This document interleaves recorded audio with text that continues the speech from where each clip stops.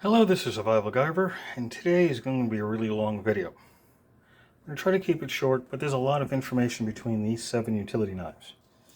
So I'm going to compare each and every single one of them on a couple of different aspects, including how you change blades, how it functions, and things to look out for. I'm not being paid to do this. I'm not sponsored by ToughBuilt. I just like their tools. And some of them, like this one, the Electrician's one, is absolutely excellent. So is the reloadable one. This one's got the magnets that shoot out. This is the scraper. This one is weird. That one is good. This one is good. And this has some things to be desired for. So we're going to be going through all of them. And I will leave in the description, there will be some timestamps with chapters. And I will put a chapter tag for each one, so you don't have to watch the whole thing if you don't want to. But let me show you what we got going on here. So these are all ToughBuilt brands. They're only available in Lowe's, and once in a blue moon you can find them on Amazon. Not often. I think I've only found the scraper on Amazon, but nowhere else. Actually, this is also the only one that's upside down. Whoops. Alright, whatever. I'm only human, right? So they're all pretty close to the same price range, starting from about $10 to $20. So cost-wise, they're pretty good.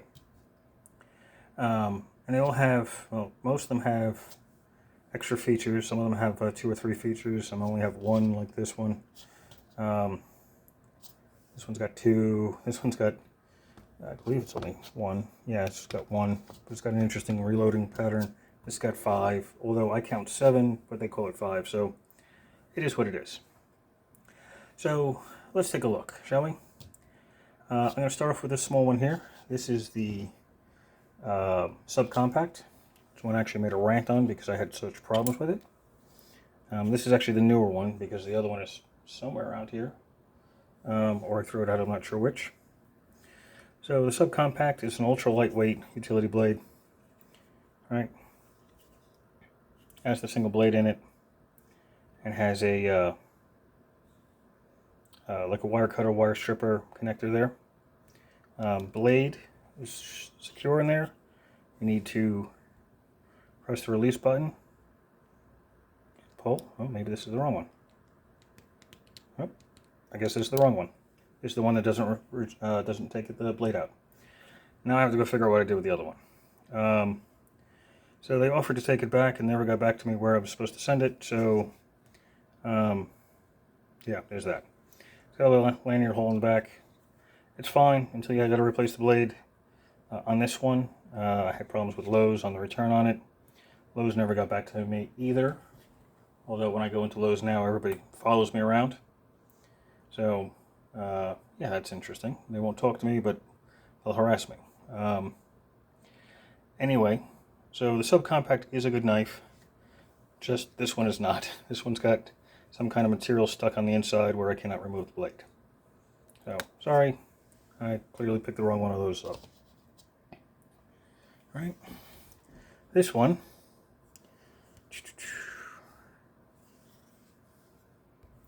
Sorry for the pause there. I almost dropped this on my glass desk. So this is the Pry Bar Utility Knife with storage. They make one without storage for $2 more. This one's got the storage in it. So this is kind of cool. It's got a little pry bar on the end, or nut puller, or nail puller on the end. I can't speak tonight. It's been a long night. It's got a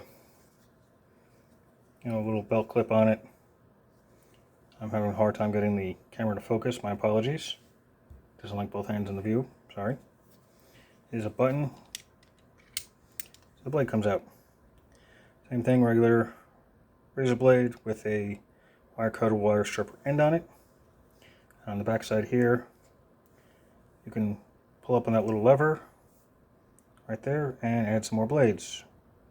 I don't remember how many holes. I think it's 3. But so you have extra blades ready to go. So good stuff there. Let's see if this one has better luck than the other side. Push the button in, it comes out. you'll notice that their razor blades have this little trapezoidal shape on the inside. That's specific for one of their other tools, which I'll show later on. It's very specific to that tool, so as long as it's a ToughBuilt blade, it'll work in that tool. If not, no luck, no joy. This one, by the way, this one will accept any regular razor blade. Let's see if I can do this without being able to see what I'm doing because the camera's in the way. That goes right in, no problems. Press the button, and it closes. Good stuff. Now this is their 5-in-1 electrical, or electrician's tool. I should have gave you the part number on it, but it's on the main screen there. So this, again, regular blade, the same notch for wire stripping, wire cutting. The blade release this time is on this side. You just press, comes right out. It's the same regular blade. I'm going to close this before I hurt myself. On this side, you have this yellow button here,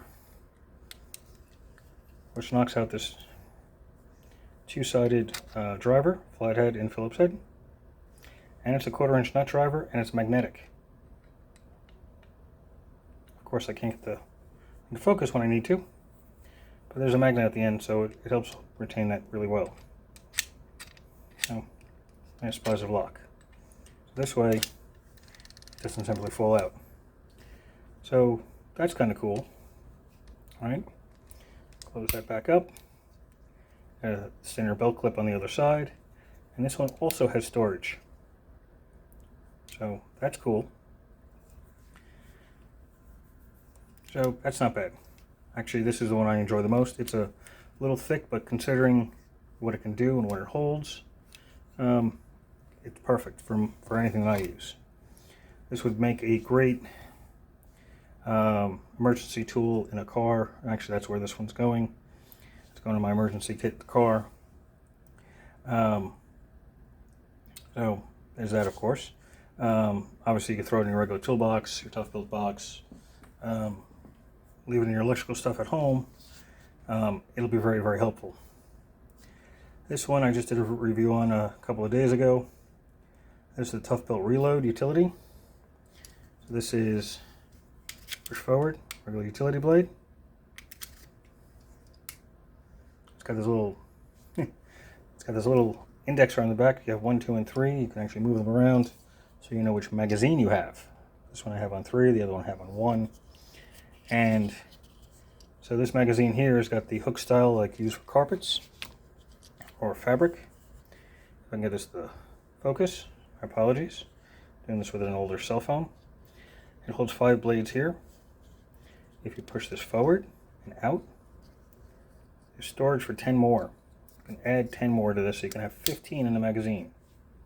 That's crazy. So, now for this one, I say, okay, well, what does that have to do with this? Press the button on the side here, moves the magazine release, drops the magazine out. Here's your plain blades. There's 5 there. You can open it up, which I can't do at the moment. The camera's in the way. I have 5 Lennox blades in here, but it'll hold 10. So with both magazines, you can hold 30 blades.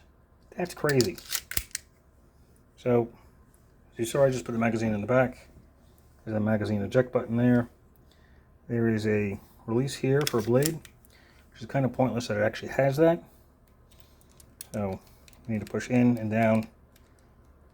And I struggle with this one too because the camera's in the way, but it does come out. But it's kind of pointless because if you eject the mag, put the other one in, so, and you just reloaded another kind of blade. That's cool. You can simply swap out blades that quickly. And of course we all have the fun of, so bring that back and then shoot the magazine out and put the other magazine in as if it's a gun or a pew pew, whatever you want to call it.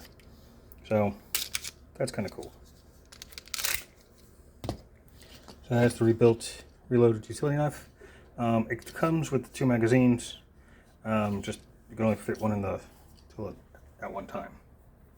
All right. Excuse me, I'm going to stretch. This is a really cool one too. This is the one that requires those special ToughBuilt blades with the trapezoid inside. This is the ToughBuilt Scraper Utility Knife. This has a nifty little pry bar on the end here for paint cans. This is like for painters and restoration people, and even some mechanics could probably use this for cleaning up head gaskets and such. So there's a button on it for like a safety lock. There's the blade that comes out. Go to where it says cut, and the blade comes out. Now it's a little thick, but it has a neat little trick. So if I go up to scrape, press the button down, the blade turns and automatically locks into this position. It is, you have to sit at a specific angle because it is so thick, but it's not bad. I mean, if you put it upside down, it's even worse. You got a 45 here instead of like a 15 degree. Of course, this is the TBH401, now that I remember to look at that. In order to get this back out the other way, press the button, push it forward, and it does that. Let go, and it goes automatically to the cut position. You'll see on top here a little yellow button. I can get it to focus again. You're going to push it to the side, and then you can release the blade. This is the one that requires the trapezoid. Of course, I can't do this with the camera in the way. Ow. Fudge. I may need to have to get a band-aid now. Alright, anyway. So yeah, if you don't have a camera in the way, it would be a lot easier. Camera blocks my view, so I can't really see it. I'm looking over the edge between that and the light. So yeah. As long as you're not doing something stupid like me, it'll work just fine. This also has a bit of a interesting tactile function.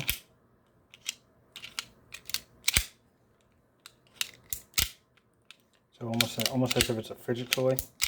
I'm sure if I could keep doing that, I'll break the mechanism. But otherwise, it's a really good tool. I said for painters, restoration people, things of that nature, great tool to have. This is the only one on the list that I have no absolute use for. This is just a weird one altogether. It is an interesting design. I won't say it's a bad design. It's interesting. So this one is the fixed blade plus sliding guard. Blade is already out, but this one has a guard that slides. Weird. So you just got to remember, instead of retracting the blade, that you have to put the guard out, which is an opposite position that you're used to. When you're using something like this, you're using a regular utility blade. When you want to bring the blade in, you typically do this. You pull it down into the handle. That exposes the blade. And yeah, I've got cut a couple of times because I forgot that this, when you pull this back, it brings the guard back, not the blade.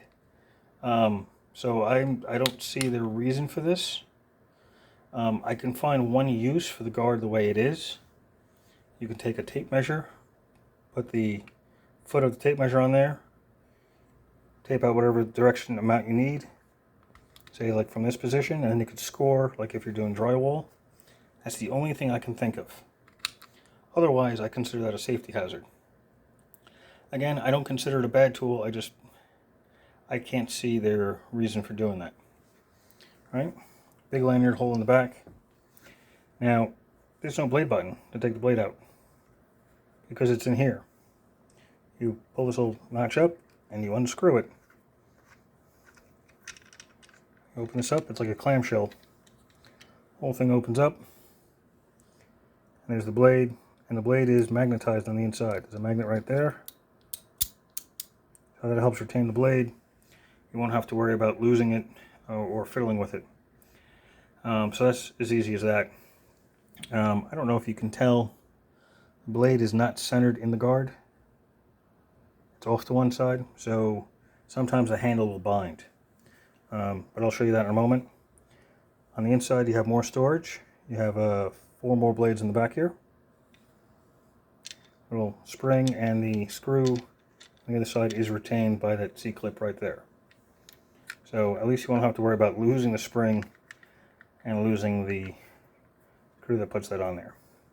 So what am I talking about binding? Well, let me pull this all the way back. See if I can get the light to line up in here. There's a line on the inside where this button, see, there's what looks like a cut mark right there. So part of this mechanism drags and sometimes gets stuck. See where it's getting shiny there instead of flat black. There, so I'm having some trouble right about there. It's probably an easy fix if I open it up and maybe put a little dab of oil or something on it. But that's about it. So other than the strange design and that little bit of binding on the inside, I suppose it's fine, other than you have to be careful not to cut your hand, because everybody is used to retracting the blade when you're done, not having to push the blade guard forward. I think they could have done this better. I think they could have done a retractable blade and have a separate button to bring the guard out a little bit for doing what I was talking about with a tape measure. So there you go, there's the fixed utility blade and guard. Alright, so the last one in the list here is this nice big angled bugger. So this is the retractable utility knife and pry bar. This one is a bit heavy, and it is a big tool, it really is. So let's take a look. Here, regular blade, they have a lot of their stuff, a wire cutter, wire stripper, notch. Don't worry, you cannot get your finger in there. I've tried. Just testing. I can get this to focus. There's a blade release at the top. Press in, blade comes right out. So there we go. Got a nice pry bar. So you got this big piece of steel right across the back here, using a nice solid pry bar. So that's cool, right? And have a look, there's blade storage. Well, that was interesting. I just felt something on the other side. There we go. Forgot this one comes out of the bottom. So here we have more blade storage for 10 blades. You'll notice that 5 of them are gold. Those are the Lennox blades that I like. And then 5 of the regular ones. 5 of their brand. See, it's metal construction. A nice little spring-loaded piece here. So when you close this up, it automatically locks. If you hit the release, it will just spring open. And it's got a nice, so it's a metal connection right there to prevent it from breaking off. So at least the blade change is pretty easy. And of course you have more blade storage. Another really good one, we use this a lot in the warehouse as well. So what do I think from testing all these for actually a few months now? Subcompact is nice and light, it's easy to use, struggle to take the blade out. I do have another one, which is this one, and I just tested this as well. I can't get the blade out of this one. So this must have been the first one I had trouble with. So that's interesting. This one I've been using, I had opened it up on camera on the original video, and I will link it in the description. I now can't get the blade out of this. Oh, there it goes. So something on the inside is binding on that. That is the only, of course I can't get this back in now. There we go. This is the only one I've had a significant amount of problems with. So I think I'm going to mark that one as that's the bad one. Maybe I'll cover a letter up. So I know that's the bad one then. Alright, I'll take that one out. So lightweight but difficult to change the blade. This is also really lightweight. It's got the nice pry bar for taking out nails, the extra on blade storage, and an easy to change blade. Great tool. The 5-in-1 electrician's tool. They call it the Electrician's Folding Utility Knife with bit driver and pry bar. Also, very good tool. I showed this to my neighbor who's a apprentice for an electrician. He showed it to his boss. His boss told him to give me mine back. And then he bought him one and all of his other employees one. So he must have been thoroughly impressed. This is highly rated just about everywhere. That one is a great tool. Both emergency uses in vehicles and as an electrician and even a handyman tool. So, and of course it's got the pocket clip. It's a little bulky on that end, but you know, it's still really good. The Reload Utility Knife. This is the one with those reloadable magazines. So this is nifty if you're having to do a lot of things with cutting maybe plastics or carpet or whatever else you may be doing, even cutting boxes in a warehouse.